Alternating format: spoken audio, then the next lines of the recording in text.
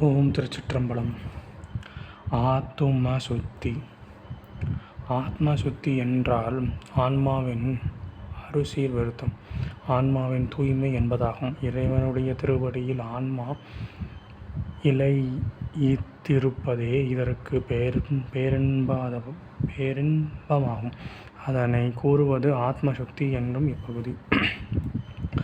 ஆடுகின்றிலை கூத்துடை யான்கலர் கண்பிலை என்பொருட்கிப் பாடுகின்றிலை பதைபதுவும் செய்கிலை பணிகிலை பாதமலர் சூடுகின்றிலை கூட்டுகின் றதுமிலை துணையிலிபின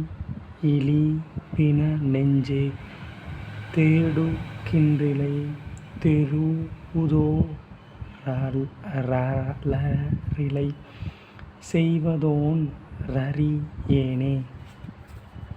எனக்கொரு துணை என்பதில்லாமல் உயிர் நீங்கிய உடல் போன்ற உள்ளமே உன்னை ஆண்டு சிவபெருமானின் திருவடிகளே தஞ்சமென்று அன்பு அதிகம் கொண்டு கூத்தாடுகின்றாயில்லை. அந்த கூத்தினை உடையவனாகிய அவனுடைய திருவடிகளின் மீது உனக்கு அன்பு இல்லை. அவனது திருப்புகழை பலவாறு எண்ணி எண்ணி எலும்பும் உருகும்படி நீ பாடுவதில்லை. உணர்வு மேலிட்டு நீதான் பதறவும் இல்லை. அந்த பரம்பொருளை பணிவதும் இல்லை. அவன் திருவடி தாமரைகளை தலைமீது சூடுகின்றதும் இல்லை. திருவடி தாமரை மலர் மாலை சூட்டுகின்ற இல்லை. அவன் இருக்கின்ற இடத்தை தேடுவதில்லை. தெருதோறும் வீறிட்டு அலறுகின்றாவும் இல்லை. உன்னால் நான் செய்யப் போவதாக எதுவொன்றும் அறியாமல் இருக்கின்றேன். கூத்தாடும் சிவபெருமான் கழல் திருவடி என்றும் எலும்பு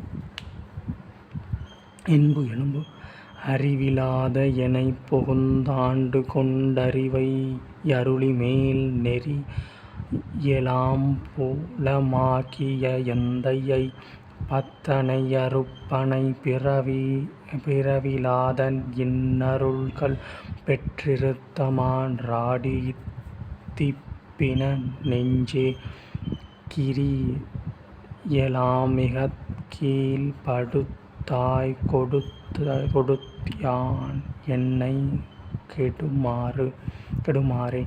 பிணமாகி எனது மனம் அறிவென்பது சிறிதும் இல்லாத என்னைத் தானே வந்து ஆட்கொண்டு அறிய வேண்டிய மெய்ஞ்ஞானத்தை அருளிய உயர் நிலைகளை எல்லாம் எனக்குப் புலப்படுத்திய என்னுடைய தந்தையை பிறவி என்னும் கட்டினை நீக்குபவனை விலங்கல் இல்லாத் திருவடிப் பேர்கள் பலவும் பெற்றிருந்தும் நீ தடுமாறுகின்றாயே. நான் மிகவும் கீழ்த்தரமான செயல்கள் செய்து